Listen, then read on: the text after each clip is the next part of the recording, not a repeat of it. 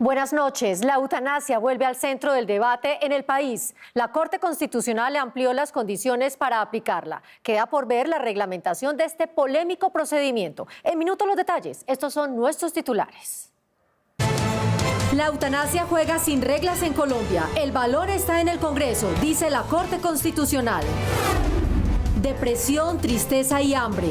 Los escombros sociales que deja el paso de la pandemia durante año y medio en Colombia. Tuluá en manos de la criminalidad. Los tulueños se aferran a las promesas del Ministerio de Defensa. Mucho anuncio y poca acción. La frontera con Venezuela sigue cerrada y la inmigración continúa por las trochas. Multinacional vino por oro a Santurbán y saldrá ganando con una millonaria indemnización. Cartagena podría cambiar caballos por motores. Todo depende de una ley en curso. ¿Qué tiene la guadua que gusta tanto? Aquí está su historia de paisajes, ambiente y artesanía.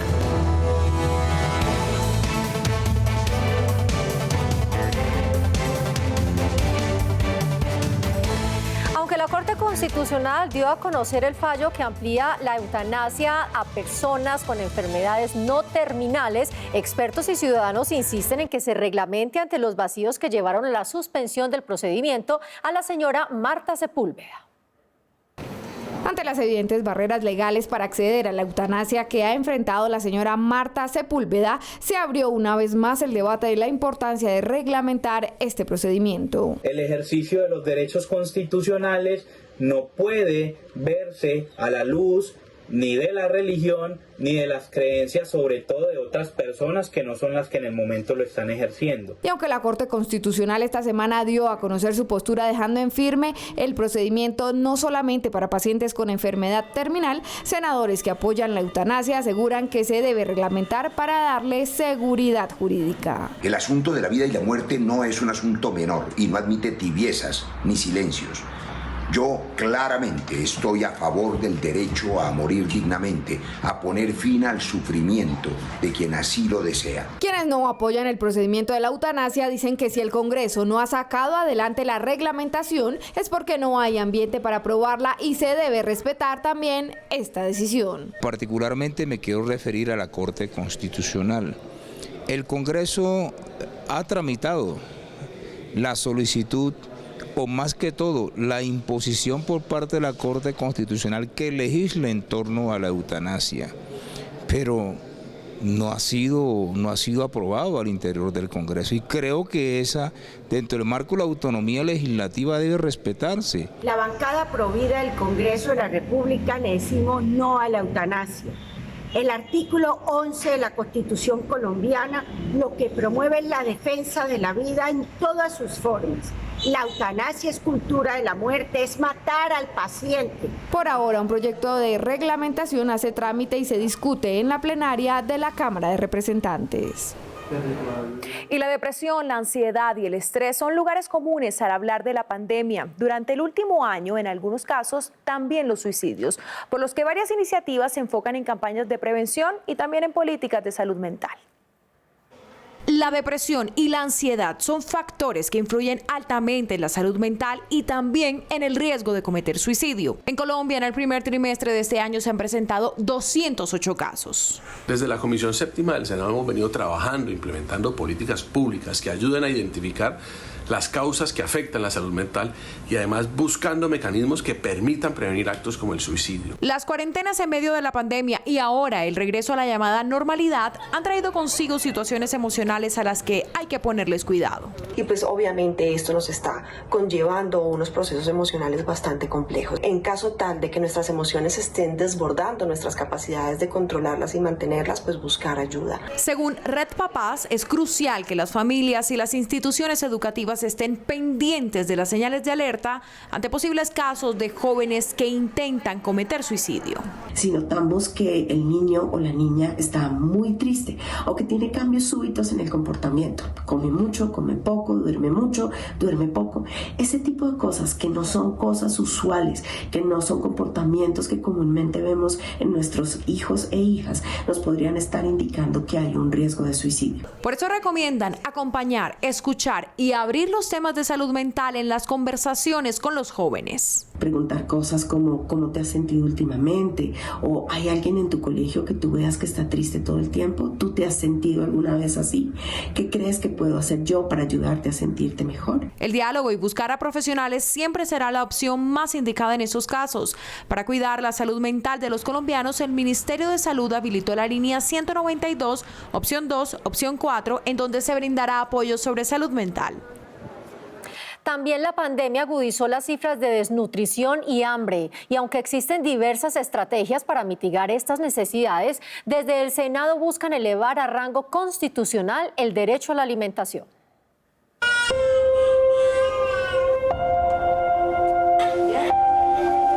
$690 millones de personas padecen de hambre a nivel mundial.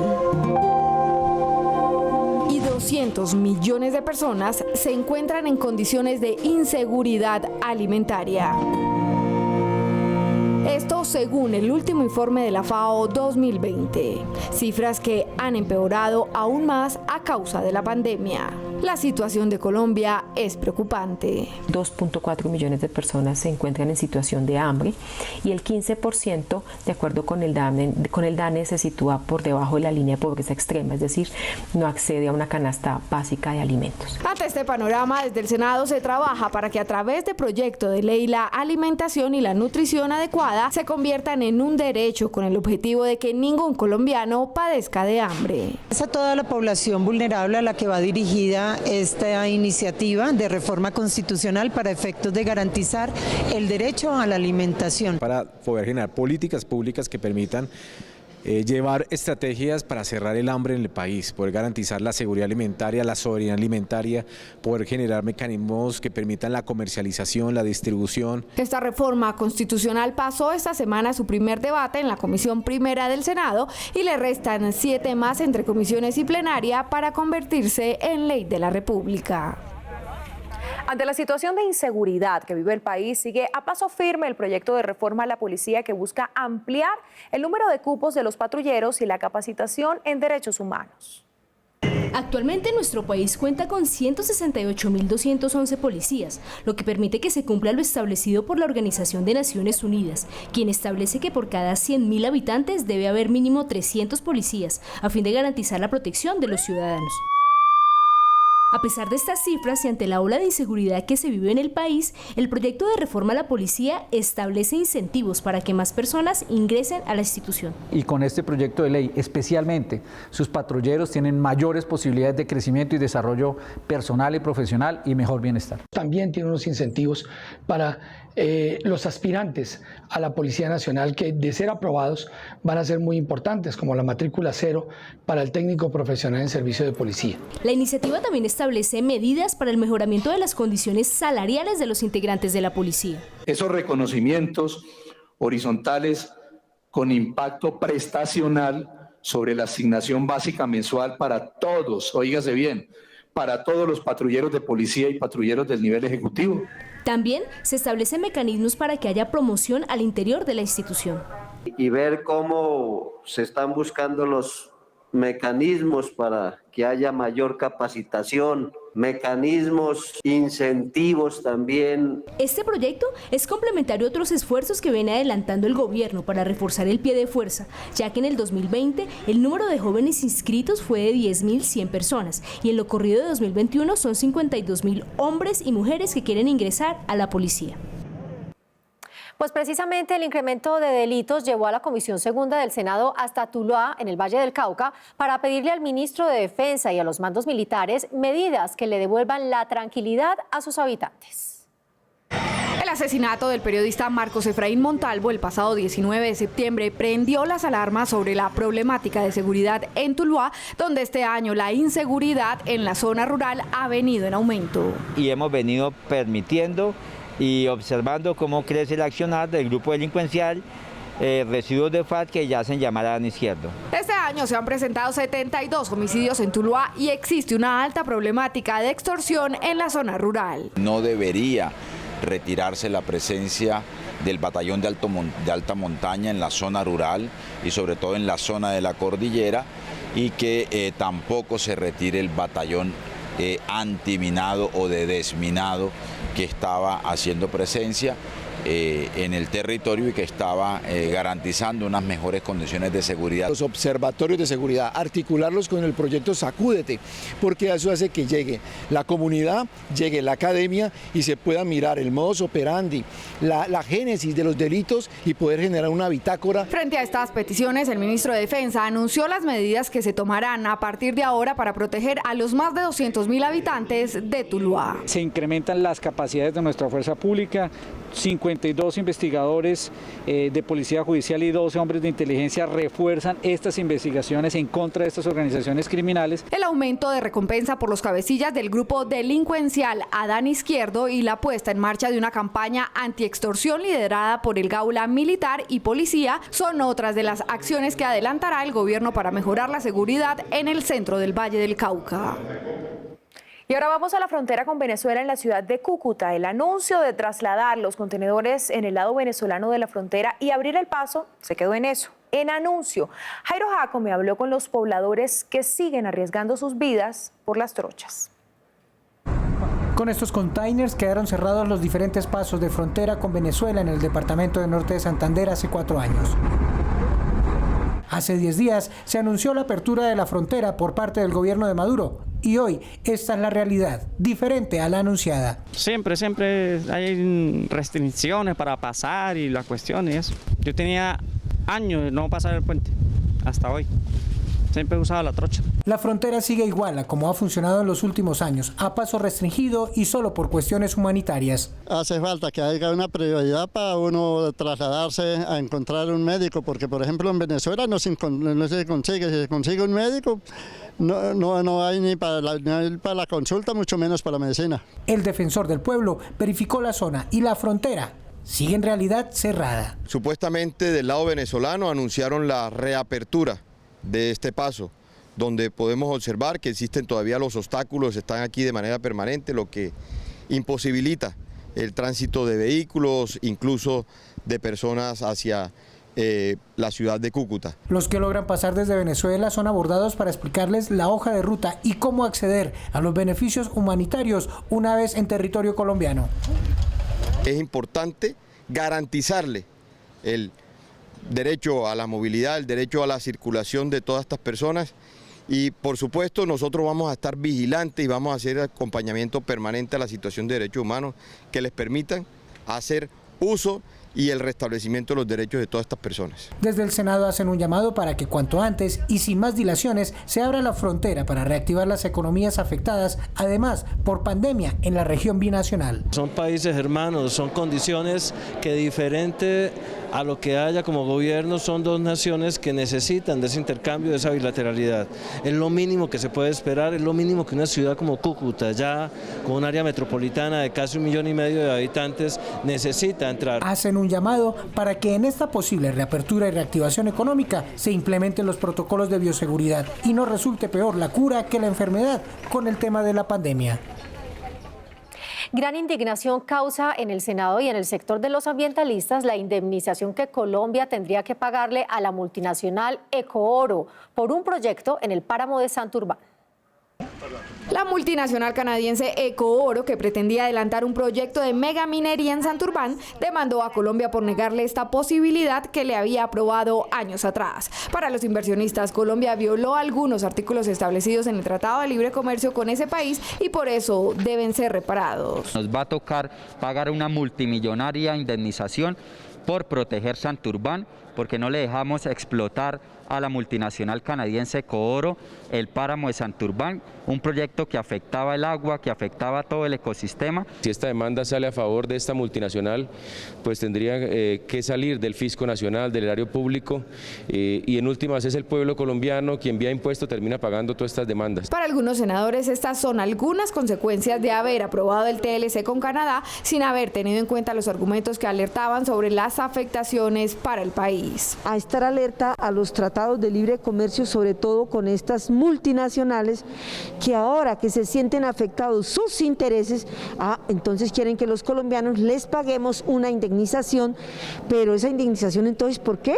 Por los daños que nos dejan, por la minería extractiva a cielo abierto. Senadores insistieron en que seguirán apoyando la preservación de los páramos. Nosotros podemos vivir sin minas, pero no podemos vivir sin agua. Nosotros no hacemos sopa de oro, hacemos sopa con el agua. Y lo fundamental para el ser humano, pues es en últimas el aire y el agua. Los ambientalistas advirtieron que puede pasar lo mismo con la multinacional árabe Minesa, presente en Santurbán, por lo que pidieron al Senado abstenerse de darle trámite al proyecto de doble tributación con Emiratos Árabes que llevaría a este tipo de demandas. Ya hay luz verde a la región administrativa y de planificación del agua y la montaña de Caldas y Antioquia. Estos departamentos, bañados en algunas zonas por el río Magdalena, potencializarán su producción agrícola y pecuaria. Por unanimidad, la Comisión de Ordenamiento Territorial le dio vía libre a la conformación de la región administrativa y de planificación RAD del agua y la montaña, que estará conformada por los departamentos de Antioquia y Caldas. La RAP del agua y la montaña es muy importante porque nos permite pensar proyectos estratégicos conjuntos de Caldas y Antioquia. Ahora hay uno fundamental que es todo el de infraestructura para comunicar sobre todo los municipios del suroeste, del oriente con Caldas, y yo creo que esto va a traer muchísimo desarrollo para las comunidades. Antioquia y Caldas son bañadas por el río Magdalena. Uno de los grandes objetivos de la RAP será aunar esfuerzos para cuidar las fuentes hídricas y avanzar en proyectos de reforestación. La responsabilidad no solamente de la conservación y preservación, sino también hacer de ello un medio productivo a través del turismo y que es muy conocido a nivel nacional. En relación con el sector agrícola, la RAD buscará fortalecer su producción agrícola y pecuaria y así ser referente en exportaciones. Uno de los sectores que más se fortalecería con la creación de la RAD del agua y la montaña sería el turismo, con la construcción del tren del café y el impulso a los municipios patrimoniales de estos departamentos. Hablamos de esas gloriosas Salamina, de ese hermoso Aguadas y por supuesto de tanta riqueza arquitectónica que tiene Antioquia en ese suroeste. La RAD también le apostará a la infraestructura vial con el desarrollo de varias vías y el macroproyecto del tren de Occidente. Bueno, y escuchen esto, agricultura, transporte, ciencia y tecnología son los sectores, Carol, en los que el Senado se va a enfocar para un importante incremento en el presupuesto del próximo año, del 2022. Así es, Marcela, y también estará una partida presupuestal destinada para la tercera dosis de vacunas contra el COVID-19 y además para subsidios de energía y gas para los estratos más bajos del país.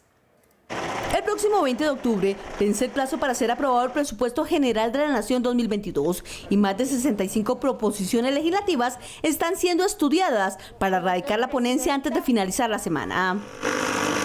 El monto del proyecto de ley de presupuesto asciende a 350,4 billones de pesos. 68 billones serían destinados a la inversión para inyectar más recursos a la reactivación económica. Los sectores con mayores rubros son educación, defensa y salud.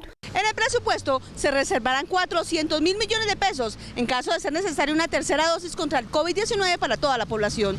También se asegurarán recursos para subsidiar los recibos de energía y gas de los estratos 1, 2 y 3. La próxima semana se espera que antes de que sea aprobado el presupuesto se incrementen los recursos para algunos sectores como agricultura, transporte, deporte, ciencia y tecnología, la paz, medio ambiente y cultura que estarían desfinanciados. Las comunidades indígenas, afro, raizales y palenqueras pueden a partir de hoy contratar directamente con el Estado. ¿De qué se trata? Ana María Sandoval nos cuenta.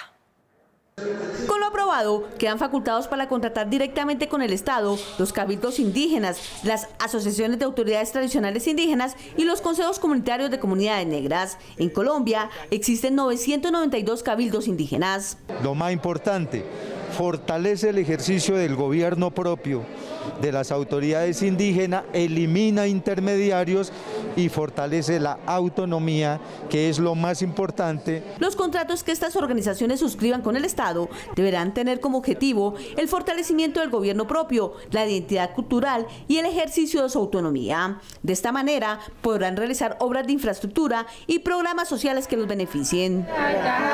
Los propios indígenas también sean quienes entran a mirar cómo realmente ayudan a sus comunidades empleando métodos completamente diferentes, pero además también ayudando a que su propia ingeniería nativa pueda colaborarles. Para que las comunidades negras, afrocolombianas, raizales, palenqueras y demás expresiones organizativas puedan contratar con el Estado, deberán llevar al menos 10 años de inscritas en el Registro Público Único Nacional del Ministerio del Interior.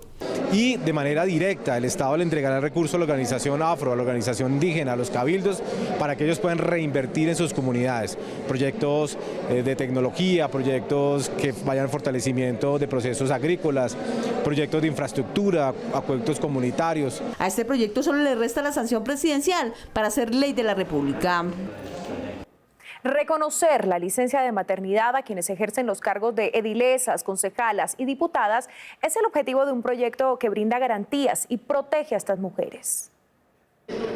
Una nueva ley busca reconocer la licencia de maternidad para concejalas, diputadas y edilesas del país, a fin de garantizar este derecho de las mujeres y de esta forma motivar su participación en escenarios políticos. Toda mujer que tenga su bebé puede tener la licencia de maternidad como todas las mujeres de Colombia, sino que las que estábamos participando en una función pública, que éramos elegidas en una corporación, nos era negada ese beneficio. Beneficios de la ley. Reconoce la licencia de maternidad remunerada para concejalas, diputadas y edilesas. La licencia se reconocerá de acuerdo con el valor de los honorarios de las sesiones. Amplía el beneficio de licencia de paternidad a los hombres en los mismos cargos de elección popular. De las principales barreras de acceso al ejercicio de la representación política era precisamente la maternidad. La posibilidad de que les sea reconocido el pago de las sesiones a las que no puedan asistir por estar en licencia de maternidad es un paso adelante para que las mujeres puedan seguir incrementando la participación y fortaleciendo su liderazgo. Para las mujeres en cargos de elección popular, esta ley les permitirá cumplir con su rol de madres sin ninguna limitación. Esta ley es una oportunidad muy grande para la mujer colombiana que tenemos el rol de desempeñar un cargo político.